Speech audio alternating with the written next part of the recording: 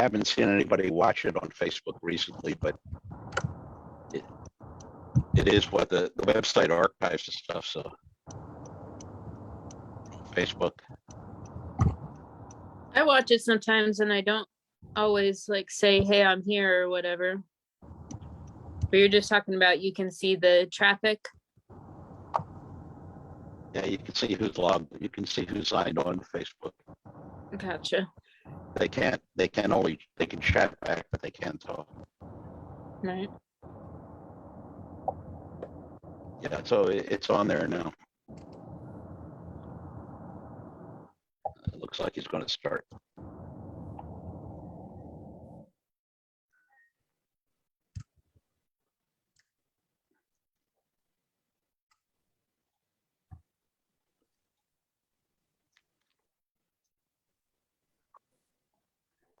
Oh, false alarm.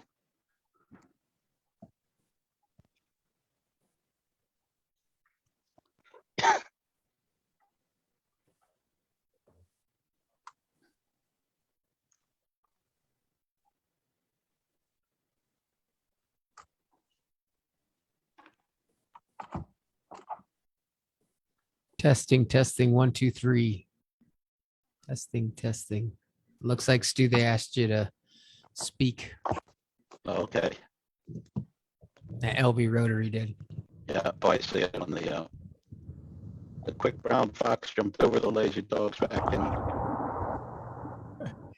You sound like my typing exercises back in the.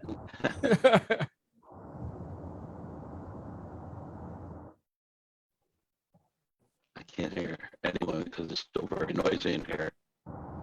We're trying to speak. Yes, I was trying to speak. Yeah, it's probably too noisy. Can't hear Michael now. Oh, I don't think he's talking yet. I think he's gonna turn it on now. Oh, okay.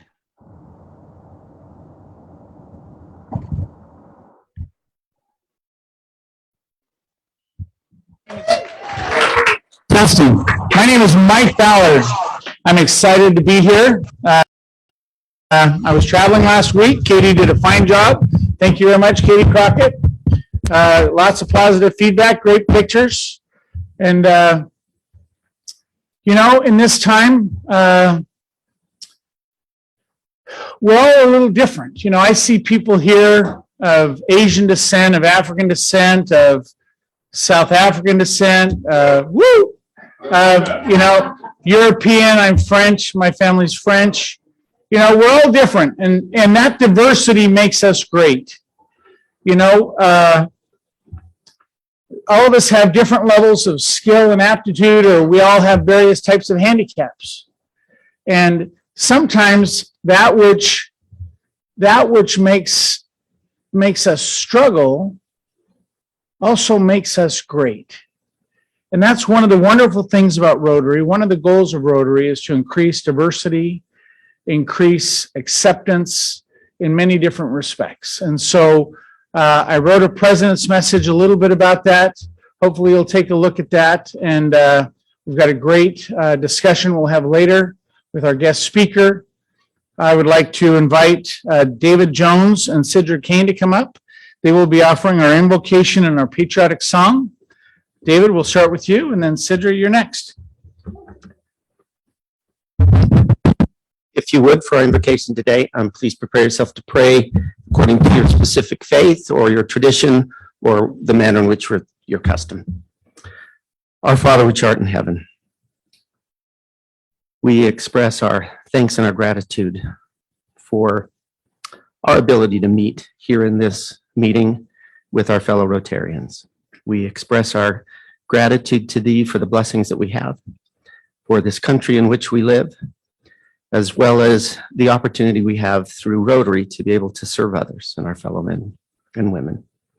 We pray for Thy blessing to be upon our speaker, that as he delivers his message, that Mujahid will be able to convey a message of understanding that we will be able to benefit from. We pray for the leaders of our state and our local leaders. We pray for the leaders of this nation, We pray for peace, that countries around the world may find a way to be able to serve one another and to be able to be friendly so that we might also be able to progress. We pray and ask thy blessing to be upon us. And we ask that this pandemic that we suffer through will cease. We pray for those that mourn, that have lost loved ones, and we ask for thy blessing to be upon them. Once again, we express our gratitude to thee, and we invoke thy spirit here with us now in the name of Jesus Christ. Amen.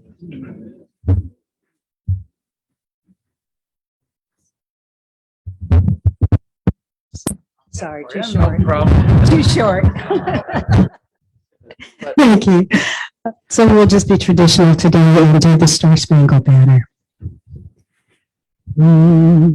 Oh, say, can you see by the dawn's early light what so proudly we hailed at the twilight's last gleaming, whose broad stripes and bright stars through the perilous fight o'er the ramparts we watched were so gallantly streaming, and the rocket's red glare, the bombs bursting in air, gave proof through the night that our flag was still there.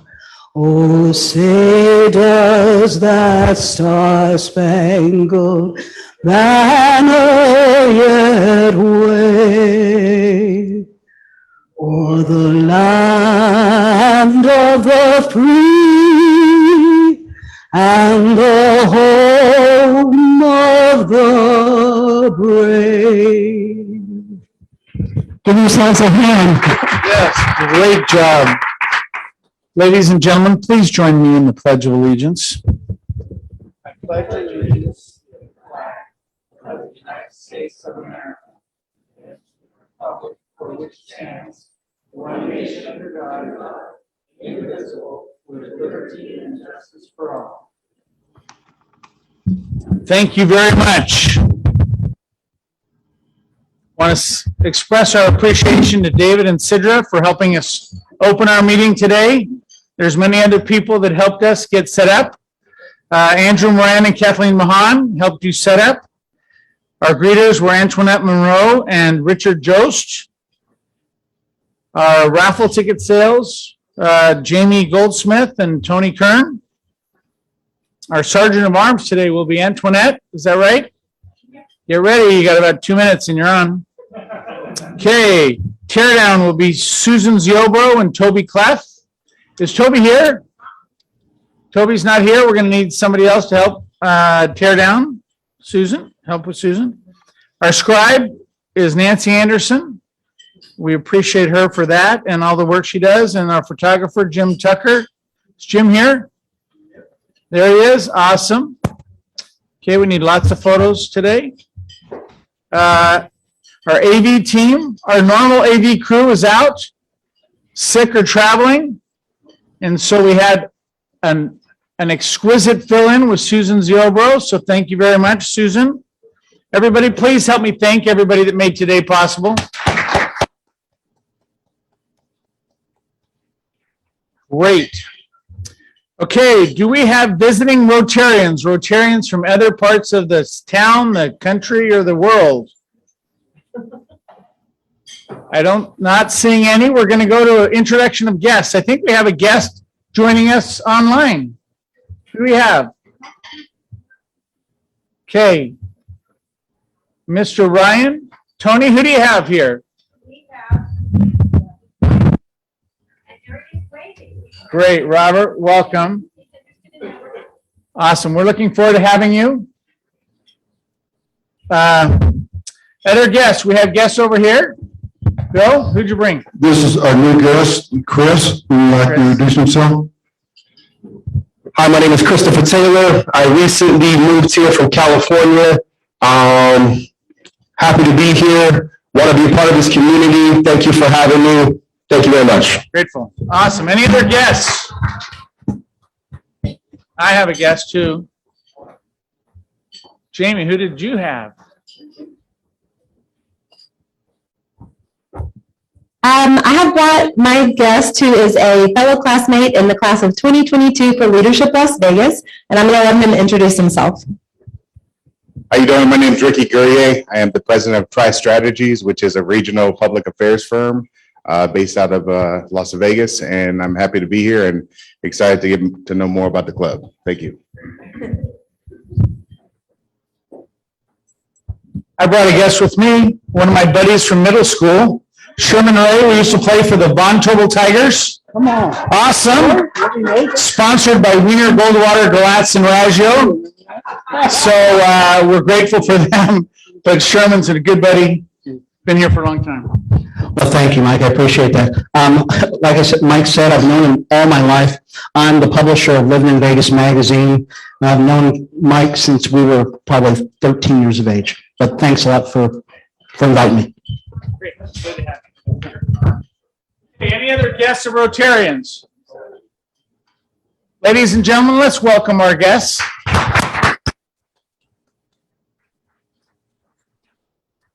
Okay, we have a number of announcements. Let's start with Bobbin. We've got you on here twice.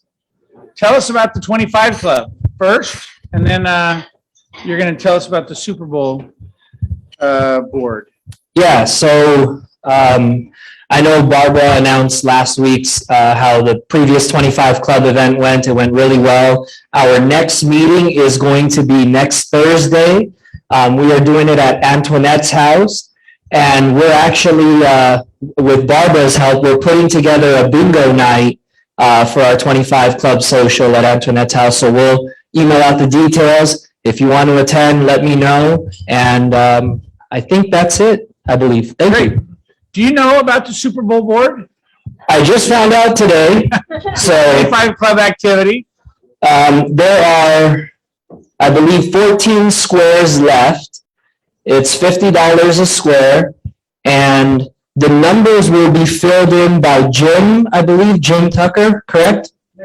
Next week, the numbers will be filled in, so if you want to buy the Super Bowl square, come up and talk to me, and I will put your name on one of the boxes. And out of the $5,000 total, $2,500 goes to the Las Vegas Rotary Foundation. So come up and talk to me for that. Super, thank you very much. Okay, John Williams, are you here? John, we want to thank you for donating clothes. Tell us a little more about what you did. Antoinette, if you want to head over to see John. Okay.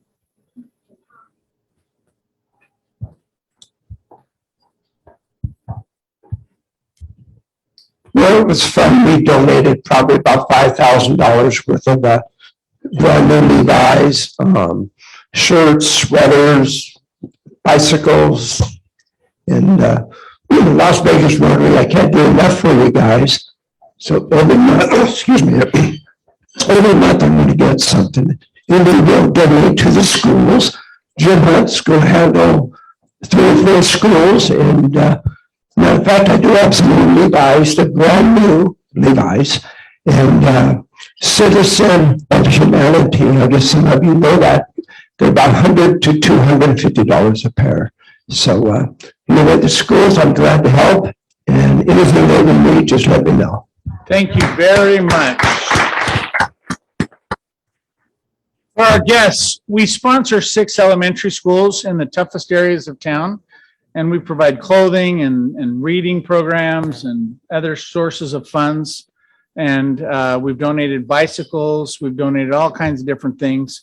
So that's part of our local humanitarian efforts that we're working on. Okay, we have renewed emphasis on our social media. The Summerlin Club is way out publishing us. So pull out your phones, talk about the great things Rotary's doing. And if you're too old to figure it out, ask Antoinette how to post on social media. She'll be glad to help you. Okay, Karen Wisenhunt. Are you here? I saw her. She's over here. And then we're going to go to Renee Gamero right after that. Oh, Renee's online. Got it. Can we, Fortunately, this is a quick announcement because for the first time in a month, we don't have a change on the Mayor's Cup. It's the 15th of February to the 25th, and thank you to all the host families that have stepped up to host these boys. That you will have received an email from Amy Tabor by now. And when the kids get here, she will be coordinating their activities. Amy is the wife of Roger Tabor, who's the organizer for the tournament, and also a Rotarian from the downtown club. So thank you to the host families. great. Susan, are we able to get Renee's volume? Because I could just call him.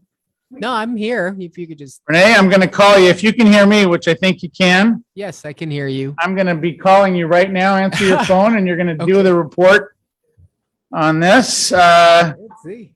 This is interesting. Okay. At the tone. Number and a brief I'm not sure Okay. what's going on. Okay, you call me Renee. Okay, let's try this. Okay.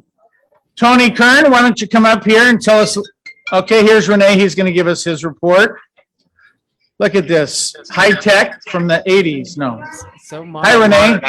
I'm not sure how the audio on this is going to work, but here we go. This is about the four-way speech contest, I take it? Yes. Yes. So for that, luckily, now we have a lot of verbal confirmations. We're just waiting for the official bio formats to come in, but we have a good response from, we have a great response from a member of our Rotary Club, as well as right now, Clark High School, Arborview, and Gorman as well. We're just waiting for them to officially sign up, but we have a lot of interested students and teachers helping them along. Awesome. Now, speech contest. That's not brand new, right? That is not brand new. In fact, pretty sure I took part in a four-way speech contest back in the 90s. Yep. So it's one of Rotary's oldest programs. So we have a scholarship competition for that. Okay, great. Thank you, Renee. Renee, anything else? No, that's all. Thank you. Great, thank you. Okay. Tony, I think you're coming up, and then Jamie, you're coming up next. Green Our Planet. Or no, go Antoinette. Quit. We know how to juggle. Just reminding everybody, there are at least 7 different opportunities for you to sign up in the Green Book or by emailing me with the 2 Green Our Planet projects that are coming up in April. The largest one is on Earth Day, Friday, April 22nd, where it will be a farmer's market, a giant farmer's market up in Summerlin. We need people to help volunteer both for setup the night before for a couple of hours, the morning of, and then working the market, which would be helping unload and doing whatever is needed to help the kids. I don't have the specific details of the times and duties yet. I anticipate having more information next week. The second and the earlier event is on April 8th, and that is a pop-up garden party, celebrity chefs and farm to table dinner. And there we will need help in the morning on the 8th with setup, and in the afternoon, evening, 3:30, 4 o'clock till about 9 or 9:30, helping with registration, whatever guests might have questions, and also auction redemption. There will be no food service that we will have to provide. I don't have details specific as to that. I also don't have prices because I know people have asked, what will it cost for us to attend and be one of the eaters? As soon as I have more information, I will provide that. We've had a lot of people signing up, so thank you. I would like to see more people signing up so that we have a good crew. Thank you. Awesome, thank you. I never get to see the book, so sign me up. For which one? Any of them. Whatever you need, go ahead. Bob Warner, do you have something to talk to us about? I sure do. Okay. Come on up then. I want to talk about this as long as I live. Tommy Thomas, thank you very much for the check. The match is $24,058.40. For every dollar you donate to the foundation, Tommy matches it. I asked him when this is going to stop, and he says 100,000. We'll probably talk to Vito for. Okay, we're grateful for the 24. Also, is Paul Maffey here? Paul Maffey is not here that I could tell. Anyways, he did a nice donation, and our Dr. Bill Steffen did a nice, he's not here either, so. Got it. So we'll recognize them when they get here, but thank you. Great. Tom Thomas, thank you very much as well. So in order for us to maximize, we should average about 25,000 a quarter. We got pretty darn close with 24. Let's do better this quarter. Contribute what you can and it'll be matched. Okay, let's see. Jamie, come on up. We have a check presentation. Yeah, okay, so Mike, come up here. Mike Kudimat. Mike Newborn. Oh, Newborn, okay. Okay, so I told y'all that Ricky is my classmate at Leadership Las Vegas, and so is Mike. And so our nickname are the Double Deuces because we're 2022. So on behalf of Leadership Las Vegas, class of 22, Double Deuces, we raised $1,000 towards the Valentine's Day canned food drive. That is awesome. Thank you very much. Dr. Kathy's going to. Okay, Okay, thanks. thank you. $1,000 food drive. Great. Next week, actually, we're having a presentation not next week, in 2 weeks.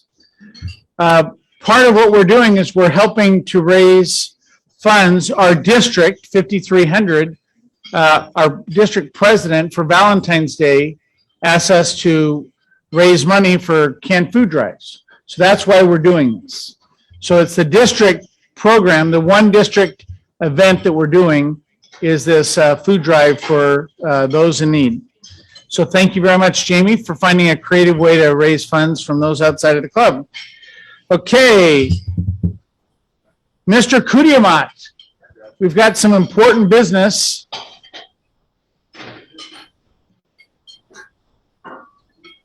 Should we invite somebody else up with you? Okay, I'll let you handle it. So at this moment, we have a water and sanitation project going on in Guatemala. We have a maternal and health education program in India. And Rotary Club is adopting COVID positive families in the Philippines. This is all happening because of Rotary International and through people like Carrie Rose, who is going to receive a Paul Harris Fellowship today.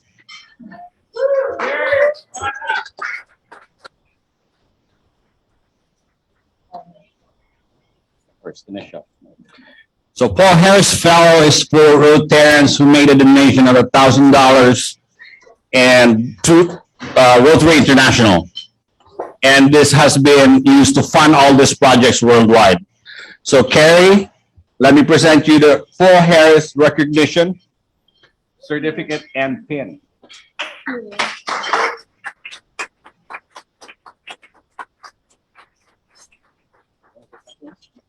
Okay, thank you.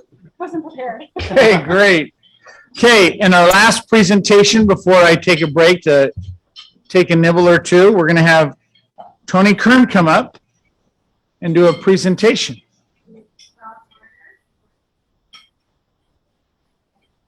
Thank you. Come on up. Uh-oh. It's okay. We don't know it. Oh, that's right.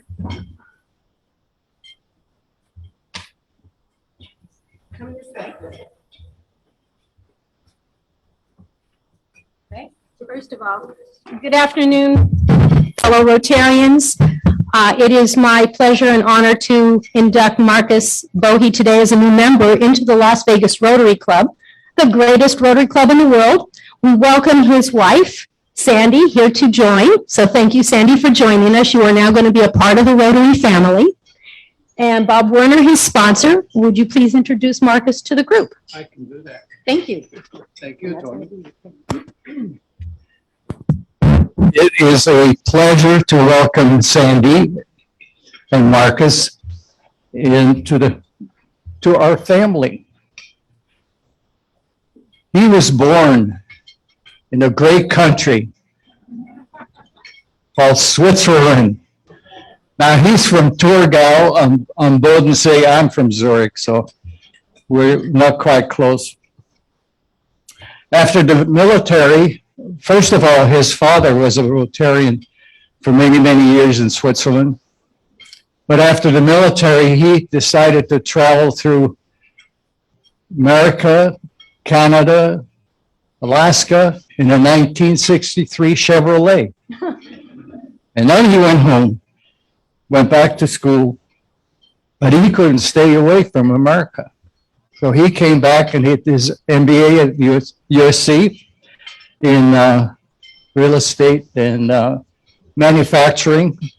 He also decided to build snowboards and related items, and decided real estate was more his game. So he married Sandy in Nebraska and came to Las Vegas in the 80s and made a success out of himself. Now he's giving back to our great city, Las Vegas. And I forgot they got married in 1986, so it's quite a bit. Anyways, welcome Marcus for me. Thank you, Bob. Marcus?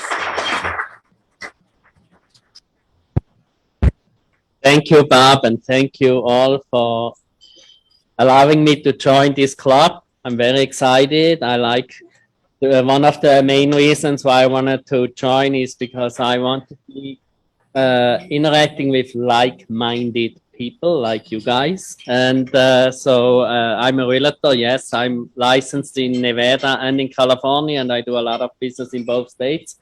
And so, of course, yeah, keeps me very busy. But every Thursday when I'm here, I will be glad to be at this meeting. Thank you very much.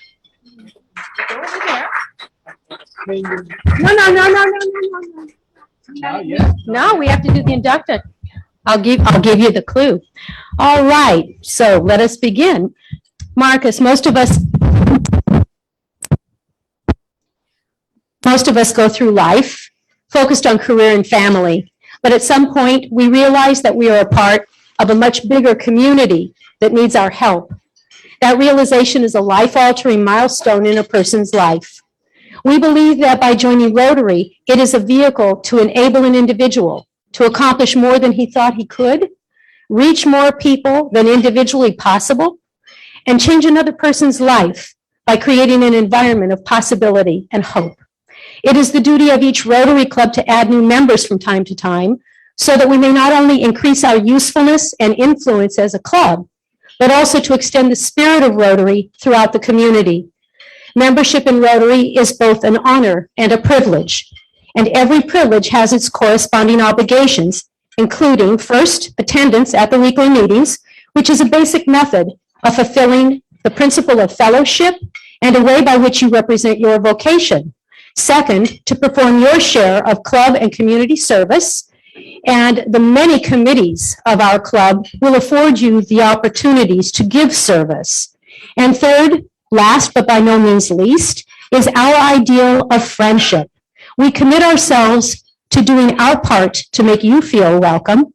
And Marcus, in return, we expect that you will share the opportunity and responsibility for the development of closer personal relationships, which will be to our mutual benefit. May you be stimulated by the friendships you find here, and may we in turn know you to be an added source of strength to our club. Each Rotarian is expected to be an example of the basic ideal of Rotary service above self, and we anticipate that you will continue to be an example of that ideal. You are now being given a Rotary pin. There you go, Bob, by your sponsor as a symbol of your acceptance into the family of Rotary. Can you do it? You need some help? Wear it proudly. We all look forward, Marcus, to the enrichment of our lives, as well as that of your own. but this is good, by your association in Rotary, the world's oldest, largest, and finest service organization. Fellow Rotarians, would you please stand?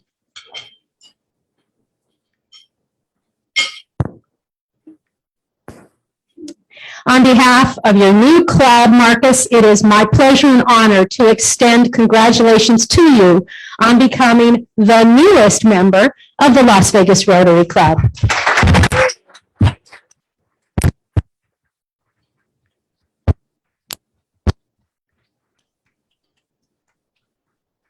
Get some photo ops, you always do. Thank you. Marcus. Okay. I'd like to invite Brock Fraser to come up. There's actually one more thing we'd like to discuss with you. About a month ago, I received a letter. From a club in Venezuela about a Rotary member that was here and have stuck. And they needed some assistance, and we needed someone that was fluent in Spanish. I called Brock because I knew he was raised Puerto Rico. So come on up and tell us kind of more to the story of what you've talked about a little bit before. Michael, thank you. And you talked about, when you opened the meeting, about the worldwide organization that we are, and then Mike Credimont talked about some of the projects that we're involved in worldwide. And about 3 or 4 weeks ago, we were introduced to this couple that came here from Monegro in Venezuela and ran into some real health difficulties. He did. And asked, their Rotary Club asked if we would just, reach out and be friends. And he ultimately, again, through Mike Credimont, we ultimately got this gentleman into Infinity Hospice Care, which is where he needed to be. And you saw the wonderful article that President-elect Katie wrote in last week's Wheel in Mike's absence. And I had the honor this last weekend, while he was still lucid, to exchange banners with him. And I bring with me the banner from the Monegro Venezuela Club to present to President Mike. And sadly,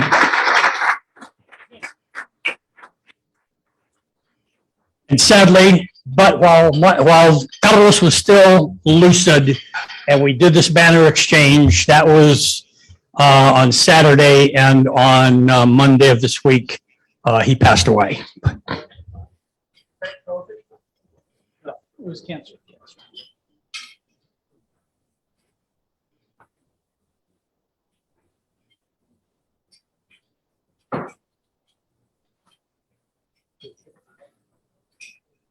Okay, we're going to have 10 minutes of fellowship at your table, and I'll be back to introduce the remaining part of our program.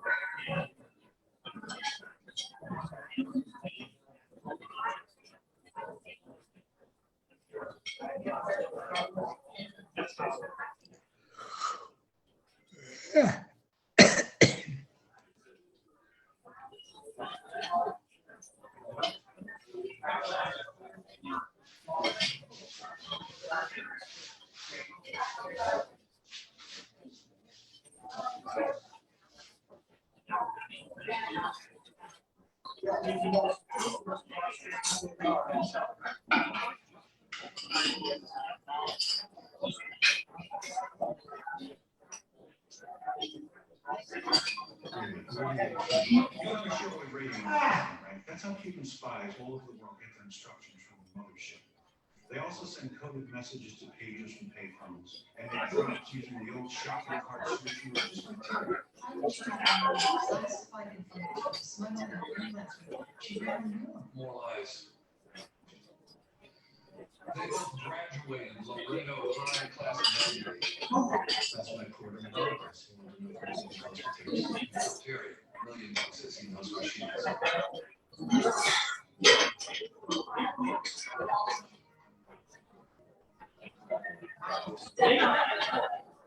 Thanks for the invite.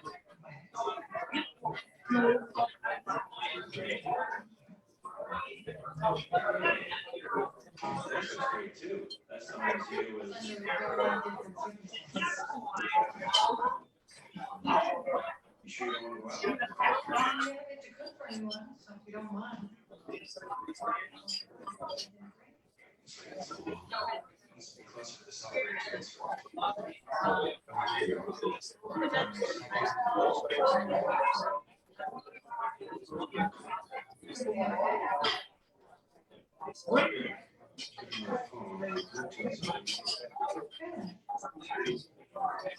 Twitter this or something?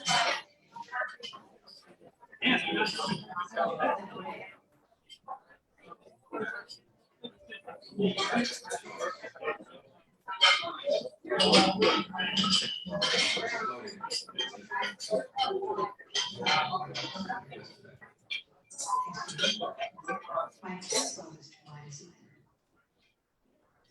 Look, I'm sorry if I stepped on your toes.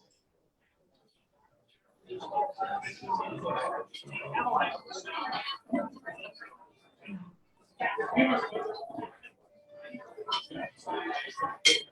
I got messed with my brother.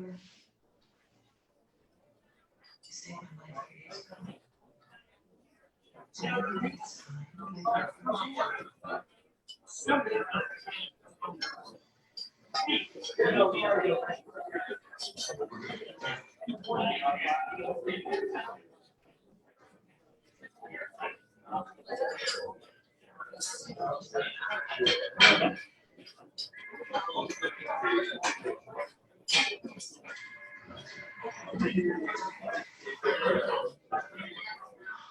Yes, Captain.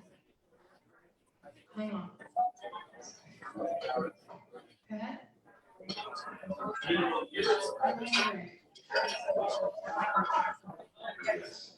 It's a rate word. I'm so sorry.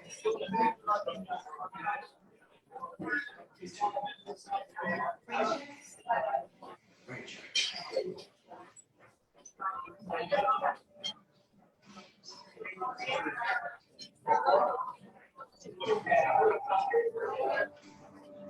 I can call you next time. Before I put this on, so I figure out everything else to address. Midtown Manor. To warn you. If you're killing everybody. The only thing stranger than an alien pretending to be human.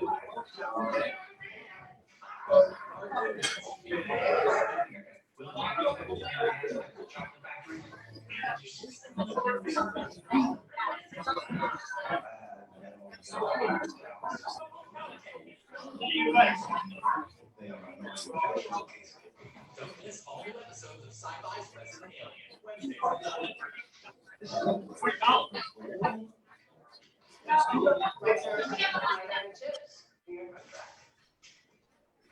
I think we have different definitions of shame.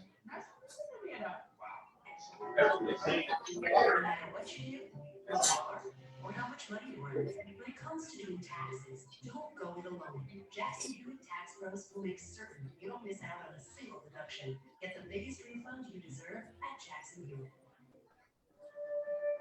Grove is committed to being 100% plastic-free by 2025. Grove Co's sustainably recycled soaps do more than help solve plastic waste. Our soap cuts 48 hours of food. And dish tablets remove food stains that another user brings. Let's move beyond plastic together. Get a free starter set at grove.com.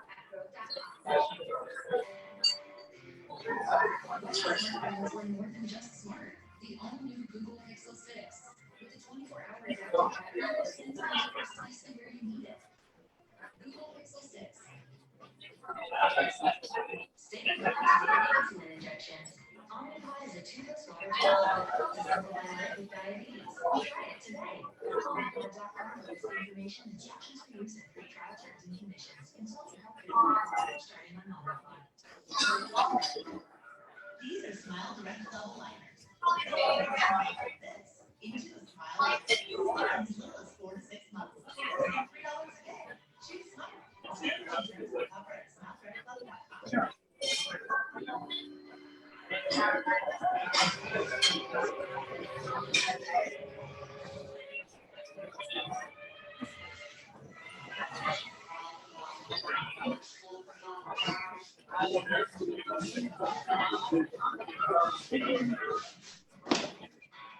Already have a plus oxy blasters and superpower action blasts away stains and good on its own.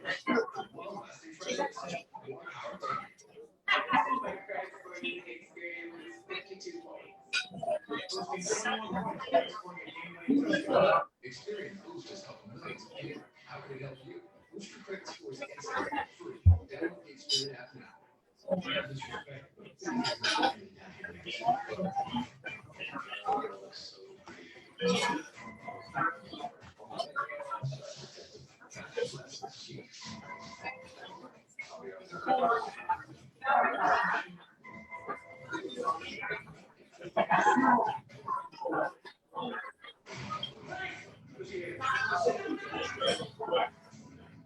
You're under arrest for the murders of Ramon Rodriguez and Carlos Martinez.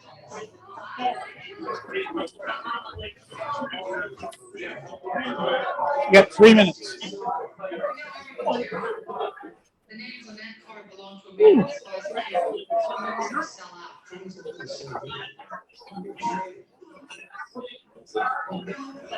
You're a liar. Ramona's gonna get that card to Cuban intelligence. No, to the Cuban resistance. What is the Cuban resistance that needs to way of meat? To the Canadian intelligence back to the US. Why don't you take the card yourself? Because I'm an analyst on CIA's Cuban desk. If the Cubans knew I was there. So you're gonna get your old high school friend to do your dirty work for you? She already had experience as a drug dealer. No, I didn't know that about her, okay? She came to visit me in the city. She said she had business. I had no idea it was the cartel's business. So you asked your friend, maybe she lied and you were expected to believe it. Right? And that's how I got the idea. I offered her $50,000 plus a surgery payment plus put the SIM card in the England. So that's cute. She jumped at the chance. How the hell did it turn you to that? How'd that happen? Welcome back. Welcome back. It's now time for our raffle. The reason why you come every week, I know that. And so the ticket that gives you the right to draw for the Joker is 812-2311. 812-2311. Winner, winner, chicken dinner. Bill! Whoa! Yay!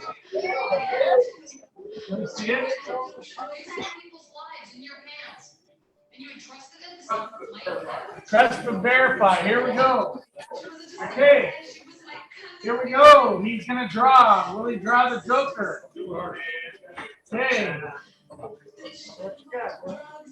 A king.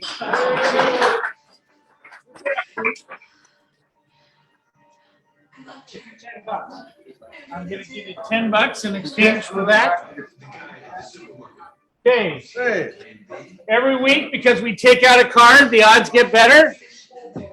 So thank you. Now for the $50 in gift cards from Lowry's,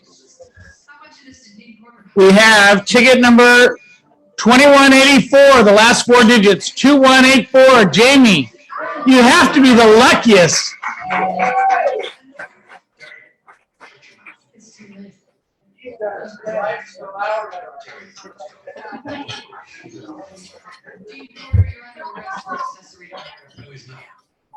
Okay.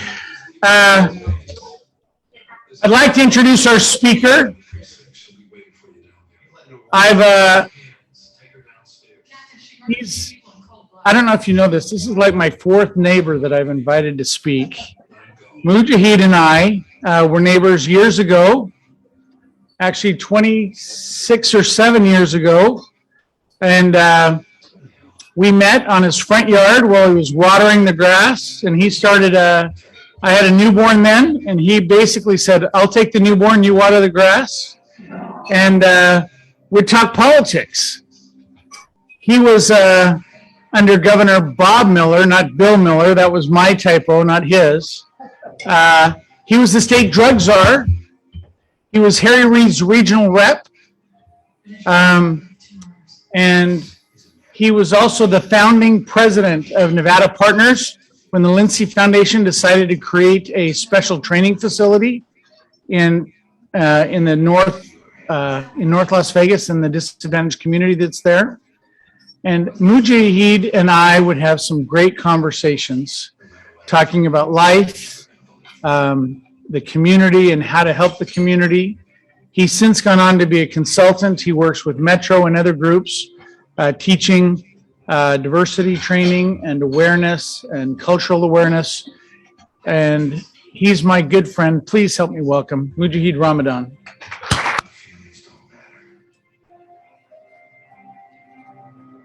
Thank you, Michael, and thank all of you, and really to all of you Rotarians. Let me just join me in applauding yourselves. Good work, very good work that you all do. I see your charitable contributions, you're giving back to this community in Southern Nevada, and that's really what we're all about. And I'm so glad that I'm able to share these few moments with you. And I like to think, Mike, he says 25, 26 years. We can actually measure it by his oldest son, Cole, who's my godson, as a matter of fact. He was born when we were living across the street from each other, and Cole was the one that I would hold as Mike would sprinkle the grass there, and it was just a wonderful experience. And as he went on sabbatical and on his mission, we stayed in touch, and we still remain in touch, and we're always expecting great things out of him. I'm proud to be his godfather.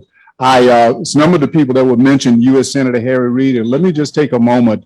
Just in terms of reflection, we opened with prayer, and I was so encouraged because many times I go to luncheons or I go to places and there's not prayer. And being, I believe, to say a person, a human being of faith in the Islamic tradition, I think is very, very important. But it reminded me that everything in creation is in a form of worshiping God.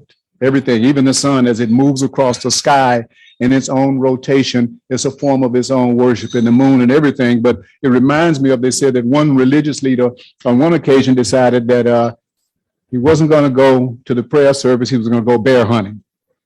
And while he's out hunting for bears, he's so concentrating on looking for a bear snuck up behind him. He realized when the bear was there, he had to break and run. He's running around the ravine. He trips and falls. His gun goes off the side of the ravine. He immediately then remembers prayer. He says, "Dear Lord, please make this bear have religion." And the bear is still coming. He's growling at this point in time. He said, "God, please make the bear have religion." As the bear gets real close to him, he said, "Lord, I don't think you hear me. Please make the bear have religion." At that moment, the bear fell down on his knees and said, "Dear Lord, please bless this meal that I'm about to receive." Thank you all very much for it. But we're not here on that occasion, but everything is doing that all the time. It's just that we may not be mindful of it. But one person that I mentioned in my prayers, several people that have gone beyond this stage. Earlier this week, Mike and I were together on a more challenging, a more somber occasion. A high school friend of his who he played football with, Eric Jordan, had passed away, and we attended his service together. Eric actually passed before U.S. Senator Harry Reid passed. And Eric and I both had worked for Senator Reid. He followed me in Senator Reid's office, as a matter of fact. Senator Reid, Eric was a great, outstanding Nevada and a good human being. His mother and father were both deeply rooted here in this community. Senator Reid, likewise, deep roots here in Southern Nevada from Searchlight. The opportunity to work for him was an honor, but it was a tremendous learning experience. When we talk about diversity, it was an interesting occasion where probably the first time the senator came in my office after I was on the staff, he comes in one day, he says, after our discussion, he says, "Mujahid, what do you think homeless people live like?"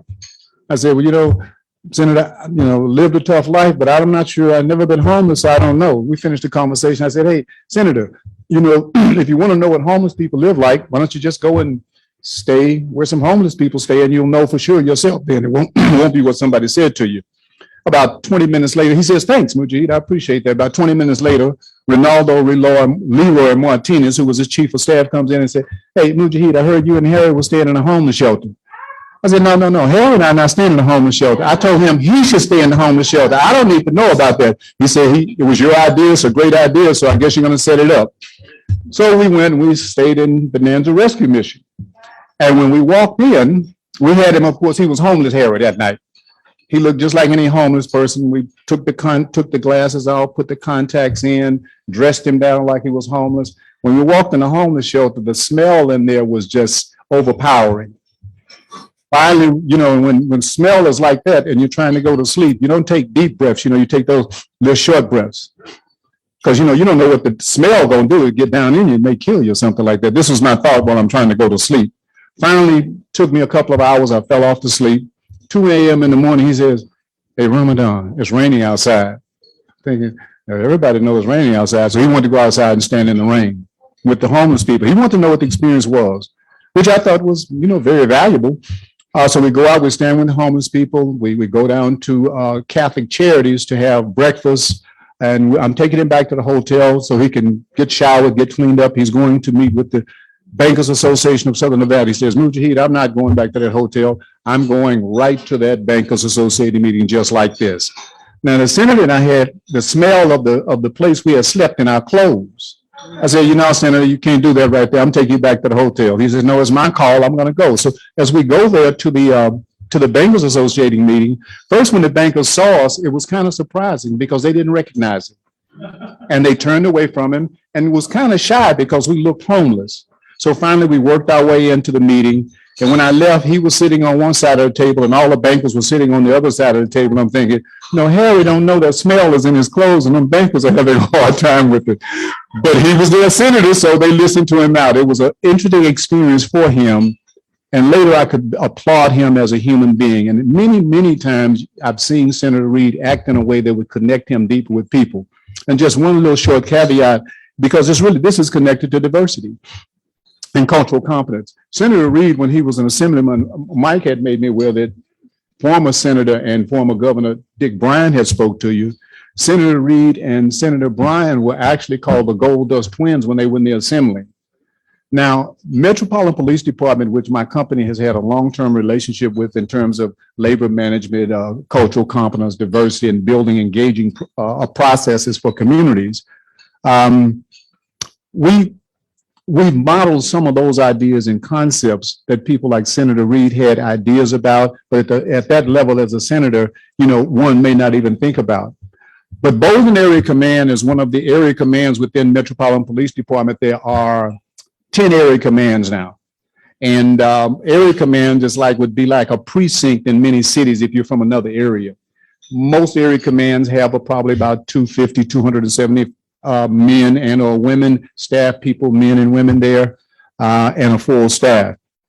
Well, Bolden Area Command is the only area command named after an individual. Every other area command, like we're probably here, we're in the Convention Center Area Command, North, Southeast Area Command, Southwest, Southeast, etc. around the valley. It's the area of the valley that they're in.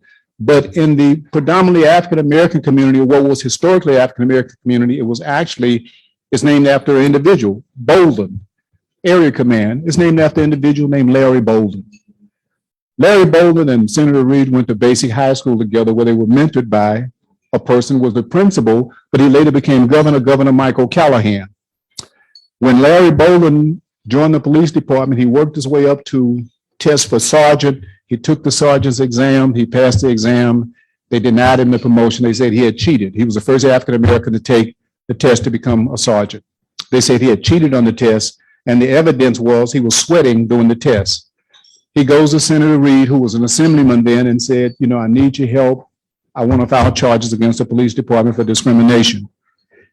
The Democratic Party, which the Senator Reed was a part of, and most of the leadership particularly suggested to him that he not take the case because it could destroy his political future. but they gone to high school together. They were friends. So Senator Reed stood up to the system and said, "No, I'll take the case." 3 years later, when the case was finally concluded in the Supreme Court of Nevada, they ruled in the plaintiff's favor, Larry Boland's favor. By this time, Assemblyman Reed is now Lieutenant Governor of the state of Nevada. Some people never knew why, when Harry Reid ran for Senate or any other office, he would get 99.9% of the African American and Black community's vote. The reason was because of Larry Bolden. The reason there's a Bolden area command is because Senator Reid took a case that everybody said would destroy his political career, but we can see based on the testimony that was given to him on his passing, it didn't destroy his political career. I think it was a big part of building his political career. And that's a testimony to him to being willing to stand up when nobody else would. And certainly it was a testimony for Larry Bolden. That's why we have a Bolden area command. Diversity and cultural competence. Senator Reid knew that because he grew up in an environment where he was exposed to, his chief of staff was Ronaldo Leroy Martinez. Ray was actually Hispanic Latino. Ronaldo Martinez would be a traditional name. His middle name was Leroy. So I thought that's rather different for a Hispanic guy, Latin American with the name Leroy. He said, my father's best friend was an African American guy. They worked on the railroad together. So when I was born, they gave me his best friend's middle name, Leroy. So I would always say, if somebody called him Leroy, he said, "You've been talking to Ramadan again, huh?" But the senator he spoke, he looked at life in those type of fashion. And beyond Senator Reid's office, we spent a tour of duty with Governor Bob Miller, as the state legislature called it the drug policy director. The media called it the drug czar. And I'm not sure what the title was at this point in time. So many different titles people had for it. And some people said knucklehead in the legislature. But we made it through that tour of duty. And then we worked with Governor Miller and Kokorian's Lindsay Foundation with Nevada Partners, and segued into my own corporation, MR Consulting, or Macro and Associates. And later, Mike and I actually were business partners in some of the work that we were doing, and continue to do so. I'm somewhat semi-retired now, and I make it semi-retired because if I retire completely, my wife would have complete control over my schedule. And any man know when your wife asks you, "What do you have to do today?" And I have to ask, "What do you want me to do?" Because I know she has something on her mind at that point in time. So I continue with one company in providing services to LVMPD, but it's actually a very robust program. Southern Nevada, Clark County that we're living in, there are probably we're now at probably 2.7, 2.8 million people living here in Southern Nevada. Of that population, we probably find that probably about 38% are Hispanic Latino. We have a growing Asian population. When we say Asian, we're talking about people from all the Asian we group, but within the Asian community, you have so many different ethnic populations. We have still a growing African-American population, and we have a rich mixture of people. Our school system here in Southern Nevada is one of the most diverse in the country. UNLV is ranked second or third among universities in terms of diversity. Clark County School District has 42% Hispanic Latinos, 15% African American, 11% Asians. We have a greater marriage diversity here in Southern Nevada and Clark County also. People marry within different ethnic groups more in Southern Nevada. So we are probably considered one of the most diverse communities in the United States, and a substantial amount has happened in the past 20, 25 years with the continual growth of gaming and tourism. Now with professional sports here in Southern Nevada, that trend will probably continue, and I hope that some of those people moving here who have stature and benefit, they will come and become Rotarians. Las Vegas Metropolitan Police Department, $1.7 billion, probably 3,500 commissioned officers, another 2,200 civilians, very diverse in its makeup. 20% of the police on the street here in Southern Nevada today are Hispanic Latino. Those numbers are continuing to grow. The work that we've designed for LVMPD through our company has given, we would like to think, has contributed to LVMPD being considered one of the top police departments in the country. in President Obama's report on policing, 21st century policing, LVMPD, Las Vegas Metropolitan Police Department, was the only police department mentioned as a police department that seems to be in the 21st century. The Pew survey told us that in terms of diversity, Las Vegas looks like America 2060. Las Vegas, Nevada, as a preacher was saying in church, I don't think you heard me. Let me say that again. We look like America 2060. They did a comparison. They said Reno, Nevada looks like America 1960. So there's a wide gap between what the diversity composition looks like. Probably 20 years ago, Sheriff Jerry Keller, I was sharing with him when I was at Nevada Partner some ideas about a book written by Sam Roberts called Who Are We Now? And at that time, Roberts was writing about the growing diversity that was happening here in the United States and what would be the impact of it. And I was sharing it with Sheriff Keller, and we began to talk about how do we bring about understanding his department, understanding that. And probably since that time, we've developed probably 5 to 7 initiatives. Metro has a very robust diversity training program in the academy that we provide for them. So every recruit who comes through LVMPD has to hear and understand the dynamics of a diverse community of different ethnic backgrounds, of different cultural backgrounds, but even also different ideas in terms of sexual orientation, gay, lesbian, transgender.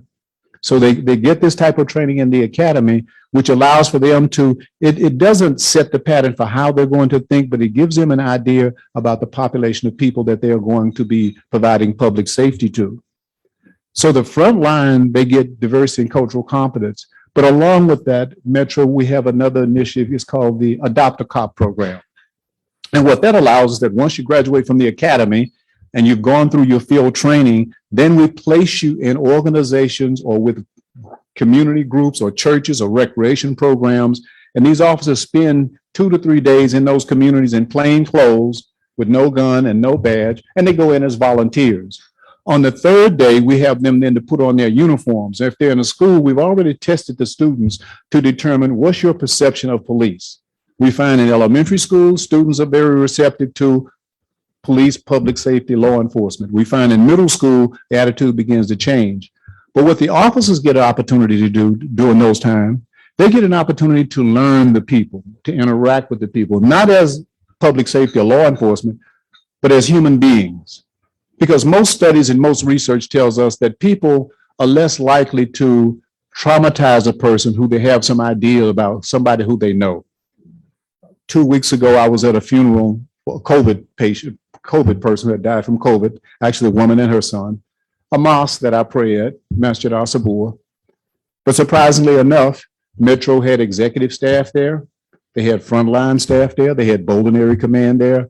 But the executive staff weren't there because it was a police issue. Their staff wasn't there because it was a public safety issue. They were there because the person who had passed, many of those officers had worked in that area command. They knew her. So like Deputy Chief Sasha Larkin. Sasha was there. She met the lady when she was a sergeant, and they had maintained that relationship. So we shared with Sheriff Lombardo the fact that we can really now tell how far the engagement has gone in this department, because you have people in your department who attend funerals, not because they work for Metro, but because they work for Metro and they develop friendships, not with people who look like them, but with people who seem different than them. And thereby, it makes Metro a much better police organization altogether. The diversity and cultural competence doesn't stop with the frontline staff. One thing about Metro is top to bottom. The sheriff and the executive staff are also involved in diversity and cultural competence. Of all the companies in Southern Nevada that we work with, and a few outside of Nevada, Metro happens to have shown the most commitment, because generally you don't get the top person, the CEO or the COO. You don't get those individuals in that type of training. But every sheriff who's probably been in Metro the last 20 years have gone through diversity training. But the department also has an initiative that we designed. It's called a Multicultural Advisory Council. This council is made up of about 25, maybe up to about 33 people who are from across the valley, different ethnic populations, different racial backgrounds, different cultural backgrounds, different sexual orientation. So 10 times a year, the sheriff hears and with these individuals. It's not always and I facilitate the meetings. It is not always a comfortable meeting because we have different views. But what this once a month meeting does, it gives the sheriff a chance to hear about how the community sees public safety in Southern Nevada. What are the issues? What are the challenges? What can we do to improve it? One of the excellent things also about working with an agency that has a sheriff, while they have to run every 4 years, you really only have to deal with the sheriff and his executive staff because, as you all know, sheriffs are elected, where a chief of police actually is appointed. So when you're dealing with the chief, you're dealing with the chief, but you're dealing with the mayor, you're dealing with the city council, and the chief many times can't make decisions like a sheriff can. So Joe Lombardo has the capacity to make a decision and only deal with his executive staff in terms of determination of it. LVMPD discovered something probably some of you may have remember probably 10 years ago, 10 or 12 years ago, there was a culture of shoot first and ask questions later, which actually led to the federal government coming in and doing an evaluation on LVMPD to determine. Now, it wasn't a matter of like racial discrimination. It was just that the cops had gotten into the habit of shoot first and ask questions later. It wasn't a situation that my company really dealt with. When the Department of Justice came in, though, they became interested in the other initiatives that Metro was doing. And the people in the Department of Justice and the COPS program interviewed me and asked a question. They said, how is it in most cities when we go to most communities, Albuquerque, New Mexico, Los Angeles, where they have consent decrees, the community and the police department have no relationship? So how is it that here in Southern Nevada, you have this use of force that it seems to be out of control, and it was, but you have this engaging relationship with the sheriff? Well, the reason actually the DOJ had came in is the committee had asked the sheriff to bring the DOJ in to take a look at what was happening in LVMPD. But DOJ also looked at programs like the Diversity and Cultural Competence in the Academy, the Multicultural Advisory Council, the Adopt a Cop program, and all the things that the department does that's engaging, that really was determining when you see major events happen around race issues, if it's race related and it's police use of force, usually there's major demonstrations. Sometimes the demonstrations leads to outbreaks of disorder and public disorder. If you notice, we don't have that here in Southern Nevada because Sheriff Lombardo doesn't have to think about who to call if his officers have to pull the trigger and shoot somebody. Those people are calling him. He already knows who to talk to. The community also knows they have a sheriff who they can talk to. But it was not only like that with Sheriff Lombardo now. Sheriff Doug Gillespie, who was the sheriff before this, he was also the person who, actually, I saw him in a meeting stand up and give everybody in the room his cell phone number. He says, if you get stopped and you think you've been unfairly treated by any men and women of this department, this is my cell phone. It stays on 24/7. Call me. Now, every assistant sheriff, under sheriff, deputy chief in that room knew the sheriff better not get a phone call when he puts that phone number out there like that, because if he gets a phone call, somebody's going to have an issue, in particular if it's not lawful. So this department has done great work. John Jay College, which is one of the major universities in the country that studies and gives advice to law enforcement, we cooperate, engage with each other on occasion. And they ask us, how do you build an organic program like LVMPD has in terms of its initiatives that engage people together? Well, they say one thing, necessity is the mother of all invention. Necessity is the mother of all invention. So Southern Nevada, with this diverse population growth, and not only diverse population growth, we're still getting about 40 million tourists here a year. We want them to keep coming, but they also come from diverse backgrounds. So with all of those things in mind, you need a police department, one that understands and operates around diversity and cultural competence.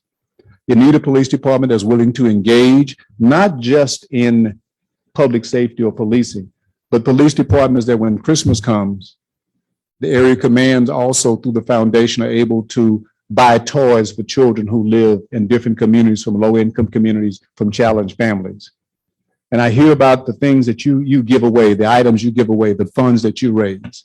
And those things are beyond for them, beyond the call of duty. These are things they do from their hearts. These are things they do from their hearts. There was a gentleman from Morocco. He was collecting bicycles to take the Moroccan children. No, I apologize. Bicycles. He was collecting wheelchairs for children in Morocco because they don't have the resources we have here. LVMPD contributed to that wheelchair fund. And he shared something with us. He said that there was one little boy when they took the wheelchairs and he was in Morocco. He says, one little boy asked him, he says, Mister, would you come over? No, he said, brother, would you come over so I can see you? So he was not only disabled, he couldn't walk, he was also partially blind. He said, I want to see your face so when we all get to heaven, I know how to recognize you. That's talking about the men and women of LVMPD because they helped in that. So it's encouraging to see a police department's reporter ask me, is Metro Police Department perfect? No. Because one step forward, two steps back, that's the nature of law enforcement. There are going to be mistakes that'll happen, but they're not perfect, but they're committed. And that commitment allows for them to provide the best public safety. It allows for us to sleep well at night because at 12 or 1 a.m., when we are sound asleep, there are men and women out there that are standing watch on this community. Gaming and tourism is important to our economy. The Strip Area Command and the other area commands that give support to that, understand though, the tourism, they don't always look like one person. So I think that you reflect in your work, you reflect in your diversity, you reflect in your commitment, the same thing they as men and women reflect in their work. Just so happen they get paid to do it, and we tell them that's a blessing because they can get paid to do really what one of the persons who's running for sheriff now, Kevin McMahill says, he said this when he was a captain, he said, you know, Mujahid, this is God's work. He realized the deep depth of what he was actually having to do to try to protect the community. This is God's work. I think the work that you Rotarians do is also a part of that, and that is commendable. I'd like to thank my good friend and almost like a son in a sense, Mike. I'd like to thank all of you for the good and excellent work that you do. I pulled your number out of there. I know it was yours. I think, yeah, that was it. and someone says, I had this written down in my, had it in my electronic date book, but I also had it written down. And a person asked me, so why do you write things down in so many places if you're going somewhere to speak? I said, oh, well, it's just my memory. I'm at the stage of memory. They say, you don't have a good memory? I said, no, man, I've been married for 50 years. I don't have to remember everything. I got a wife. We don't need two people remembering everything. One is just fine at that point in time. And she's in charge and in control. And I appreciate and value that. I'll conclude with a moment about, you know, if we were to do a poll in here and say who was created first, most of us, doesn't matter if you could be Jew, Christian, Muslim, Baha'i, Buddhist, Hindu, and most of us would probably say, you know, well, men were created first. We didn't make that up. It was here when we got here. I received an email some years ago, and it was talking about Eve's conversation with God. Eve was in heaven. She was having a conversation with God. So she calls God one day. She said, God, I need to talk to you. God said, what is it? What do you need? She said, God, I like it here in the garden. This heaven place is really nice. The food is good. The snake has the funniest comedy routine in town. She said, but I'm just lonely. I don't have anybody to talk to. God said, you know, I thought you would ask about that. He says, you know, I've been working on something. I'm really about to create a man. So Eve said, well, God, what's a man? I never heard of this man before. He said, well, you're going to have somebody to talk to. You have somebody to keep you company. He'll be big and strong. He'll love to hunt and fish and play games. You know, you got to deal with him with the Super Bowl and all the playoffs and all that stuff. But you're going to have somebody to talk to. So Eve said, well, God, since the man brings all of these assets, what's the liability to the man? What's the downside to the man? God said, well, you know, Eve, I thought you was going to ask that. So he's going to think I created him first. So Eve said, well, God, how can he think something like that? Everybody knows that you created me first. God said, I know. I think it's this new formula I have called testosterone. So in order to get along with him, never tell him and he'll never know. Eve said, okay, God. God said, it's just between you and I. Eve said, yes, God, you and I. God said, Eve, this is just woman to woman. She said, I got it, Lord. Thank y'all very much.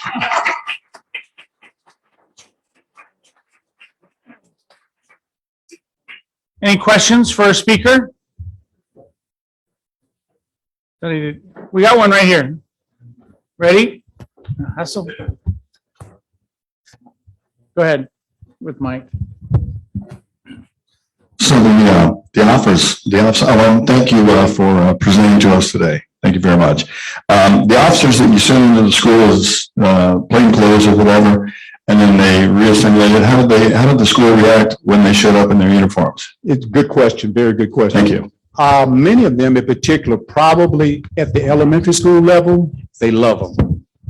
You begin to find resistance at the middle school. By the time puberty sets in, that's when you begin to find that type of the social influences begin to set in. And high school is, many times resisted. But I think by and large, we find many young students really have an admiration or a desire, in particular, even among African-American Hispanics, but you can't say that in your neighborhood because many times people are not in favor from communities of color for their children, men and women becoming police because many times they really don't know. And Metro is not like police departments around the country. It's much, much better. Yes, I have a question, but I just want to say I've lived here for like 54 years. And anytime there was an issue involving peace and reconciliation, you were in the thick of it. So blessed be the peacemakers. Well, thank you. I do have a question though. I'm a Metro volunteer and until the pandemic hit, I used to patrol the strip as a goodwill ambassador. However, we also had to make sure sleeping individuals weren't dead or dying. And so that was a big part of the work. And the first 3 or 4 months, I'd always ask, are you a veteran? If they said yes, I'd actually give them bus money to go to Veterans Village or other people to go to West Care or wherever. And it never worked, ever worked to the point that it's like, well, this is a bad investment. And I'm not talking about homeless people per se. I'm talking about the chronic, the trifecta of, alcohol, drugs, and mental illness. And I know you can't do anything about it if they're on public property, if they're not a danger to themselves or others. But what's the solution, if there is one? It's more community engagement, and really many things are not law enforcement issues. Police men and women are forced to deal with mental health issues, drug addiction issues, domestic violence issues. And so it really takes an engaged community to support the men and women of the agency itself, because it's very, very impactful, along with things they deal with, human trafficking, drug and alcohols. They're dealing, some things are threats to public safety, but many of those things are issues that we could really deal with better. It's not a law enforcement issue. We need many people who are locked up. Half the people in CCDC, Clark County Detention Correction Facility, half of them have mental health issues. And jail is not the place for people with mental health. But the police department, who gets blamed a great deal for issues, if you dial 911, if you have a person who's having a crisis with mental health, you're going to call 911. You dial 911, who's going to come out? Police come out. But what we are doing now better, for instance, in the Bolden area command I was speaking of, they now have a staff member or supervisor, and they have 3 different colleges working with them to provide social workers to go out with the officers when it seems like it's mental health issues and things that is non-law enforcement, but law enforcement is on the front line when it goes there. And this department, the sheriff and his staff, came up with that idea, or they saw it somewhere else and they're incorporating it here. When they talk about re-imaging police, we just want to do better what we're doing right here. Thank you all for your questions. Okay. Got a couple things that we want to thank Mujahid with. First is our Soul Power Award, where we give shoes in your name to needy children. Number 2, we believe in goodwill, and one of the ways in which we conduct ourselves is by asking ourselves 4 questions. It's called the 4-way test. Is it the truth? I'm blind. Is it the truth? Will it build goodwill? Will it build better friendships? And will it be beneficial to all? And so this is a coin that has the 4-way test on it that we'd like to give you as our gift. Thank you. I'll keep it covered. Okay. Thank you all very much. Thank you all very much. Thank you. Oh. I just picked up another check. I'm taking Dr. Mann's meals little by little. Got it. Thank you very much. We'll see you next week. Meeting adjourned.